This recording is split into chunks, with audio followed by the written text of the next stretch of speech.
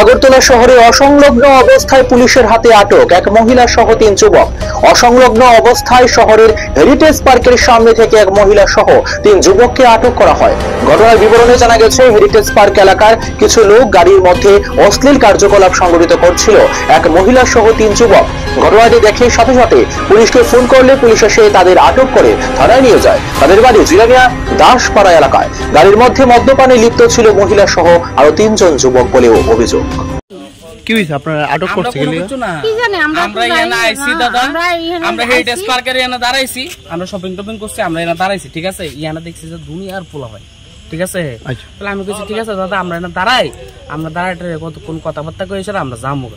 তাহলে ইহানা দিয়ে এসে হঠাৎ করে এসে দিই যে মানে হঠাৎ করে একটা সিলে সিলে লাগছে।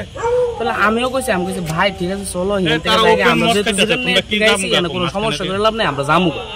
উমা হঠাৎ করে দিই ইয়ানা তো খুব সিলাসিলি, খুব দরবার টরবার এই ব্যবস্থা, মানে এমন এমন অবস্থা এই ব্যাপারটা। হঠাৎ করে দিই সাত তারও আইসে, আমরা গাড়ি পেয়েছি, আমরা ভর্তি আসলে আমরা অথচ কোনো কিছু না পাইছি আপনারা কোনো কিছু অবস্থা না, কোনো অবস্থায় না। আমরা গাড়ি বয়ে রয়েছি, আমরা কথাবার্তা করতেছি। কি কারণে আপনারা আটকাইলো আমরা জানি না, লোকাল কেলিকা আমরা লোকালে এমপিকে কল করছে, হ্যাঁ, তো আমরা কন্ট্রোল রুমের থেকে আমরা আইলাম, আইয়া দেখি তারা মদ মাংস লইয়া গাড়ির ভিতরে মদ মুক্ত করতেছে।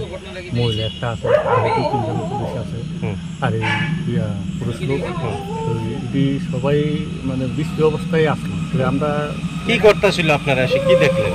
তারা মদ মাংস খাইতেছে আর মহিলার লগে পুষ্টি মুষ্টি করতেছে। আচ্ছা, কতজন ছিল? 3-4 জন ছিল, আর মহিলা একজন। আচ্ছা, তাদের বাড়ি কোনখানে শুনছেন? এরকম কোন ব্যক্তির পরিচয় দিছে কি তারা?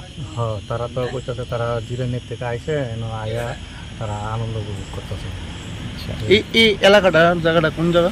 এটা হলো আপনার হেরিটেজ পার্ক।